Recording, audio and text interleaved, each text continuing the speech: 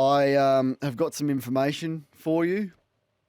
Now, let me set this up because remember in 2021, the AFL banned prospective draftees from getting their skin folds done at the draft camp because it was mental health related and we had to tread carefully with the new generation, and getting your skin folds done may be a bit too much for some of these kids who are about to go and be thrust into one of the most challenging sporting environments ever, hopefully for the next 10 to 15 years of their life, but they couldn't handle getting their skin folds done. So that was scrapped, much to the disgust of many club recruiters. I'm led to believe they couldn't believe it. How soft have we gone that after, 40 years of young players getting their skin folds done and AFL players getting them done once a month, that we'd scrap that in the draft camp.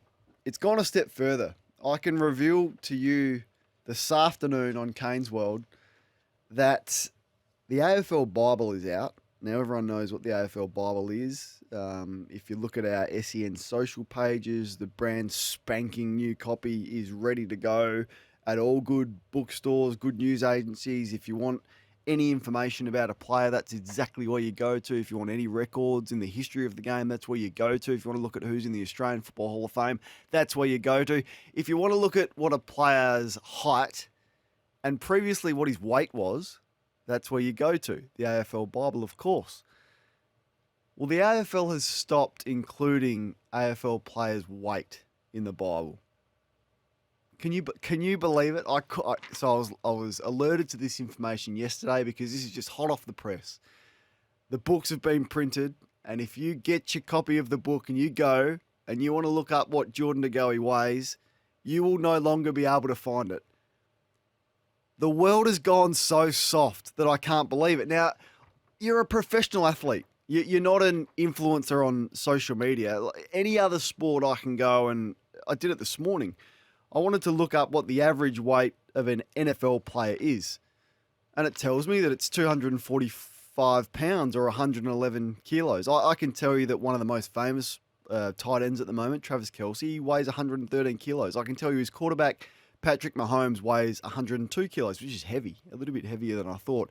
The heaviest NFL player is Carolina Panthers defensive tackle Marquand McCall. I hope I've pronounced his name correctly. He tips the scales at 172 kilos. You reckon Marquand cares that his weight is listed on Google for all of us to see?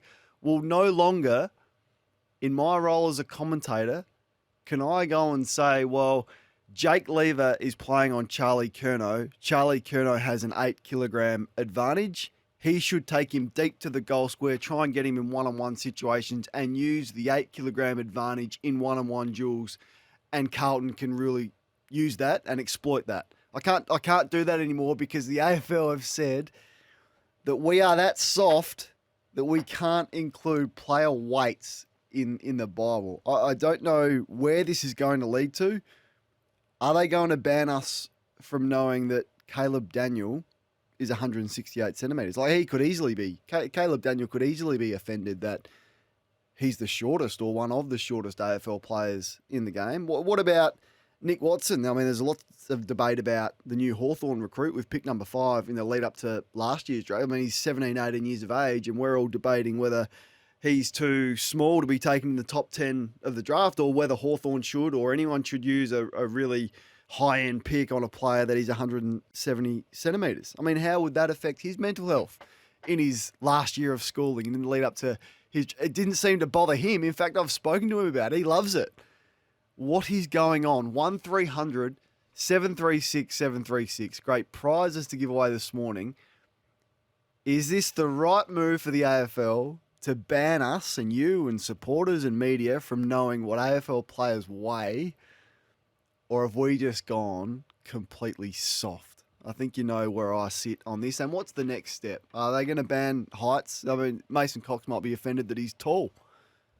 I couldn't believe it when I was alerted to this. Now, Ash Brownie runs the AFL record. He's going to join us shortly. I'm just going to get him to confirm that this information is actually correct. I'm going to get him to call, to hold a brand new, brand spanker of the AFL Bible and just go through and going to ask him if he can look up some weights for me, and if it is correct, and my information is correct, that the AFL has blocked player weights from being included in that. 1300 736 736. Got a lot of other footy I want to talk about this morning. Right, let's get to the senior writer from the AFL Record and the man that puts together the AFL Bible. His name is Ash Brown. Ash, I'm gobsmacked in here this morning. Welcome to you. Kane, good to be with you. Yes, I thought this one would pique your interest. So you've got a copy, clearly, on multiple copies, hot off the press, the AFL Bible, and for anyone who grabs one, they're going to go and they're going to look for their favourite player and what their height and what their weight is, except they're not going to be able to find what their weight is. Can you confirm that to be true? Yeah, that's true. It's a new AFL policy not to reveal player weights. I'm just a messenger here, Kane, by the way. This is an AFL decision, but they've decided that in this day and age it's inappropriate for weights to be a public matter, certainly in a publication like the AFL Record Season Guide. I would imagine they might be discussed internally, and if you ask a question of a player or the club, you might get an answer if you want to know specific players' information. But there's no mandatory publishing of player weights. So this was relayed to you from the AFL that they wouldn't be supplying player weights because it is now inappropriate. That's pretty much the feedback we got. They would say it's a societal thing, and from talking to a few people about it, I think, from a few people close to me, it seems to have reasonable support that it's not appropriate to publish weights, people's weights as private information now.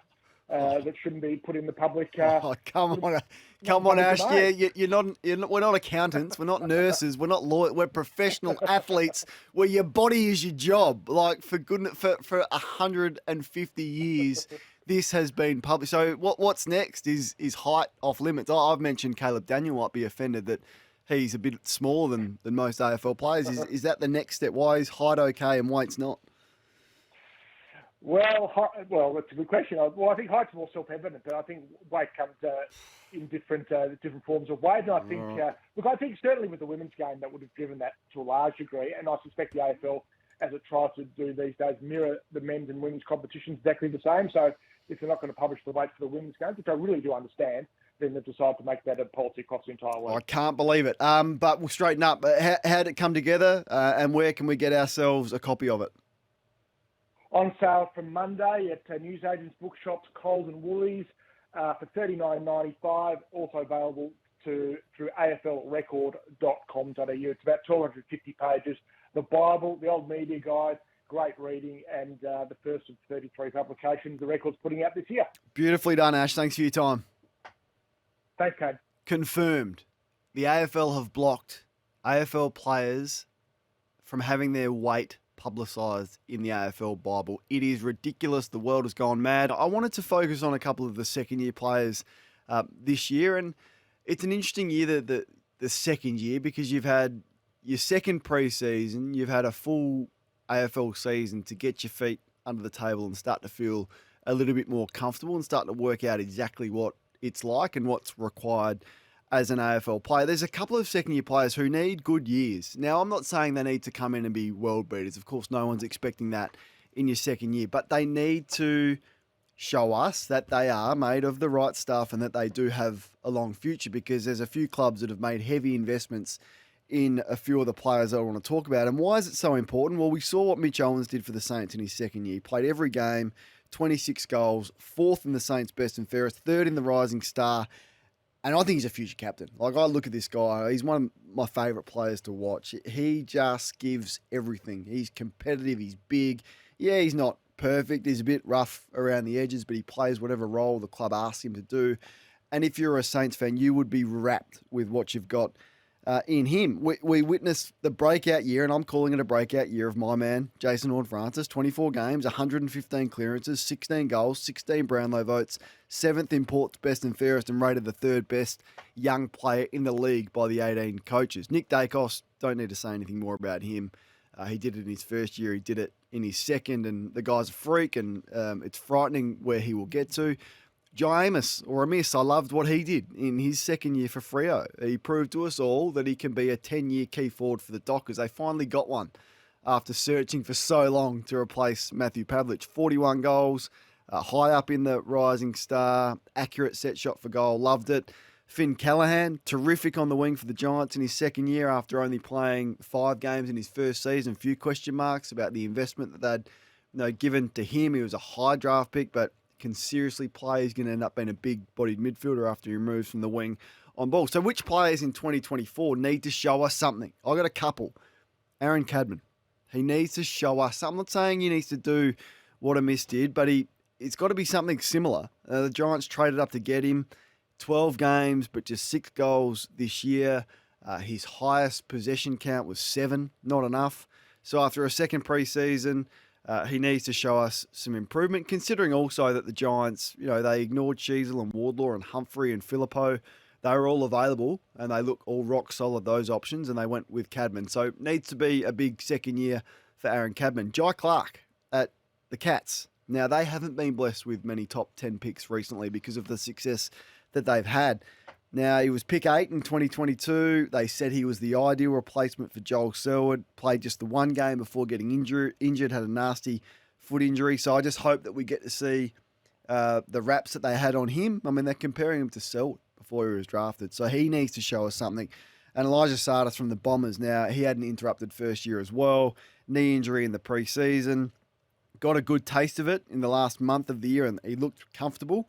But he also needs to show us why the Bombers overlooked Humphrey and Philippou, Ollie Hollins, Elijah Hewitt to take him at 5.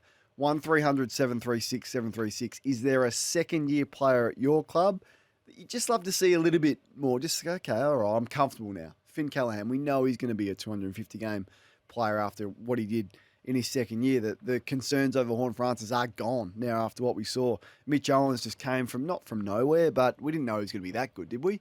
Well, he's a star. So let's see if those players that I mentioned can really break out in their second year.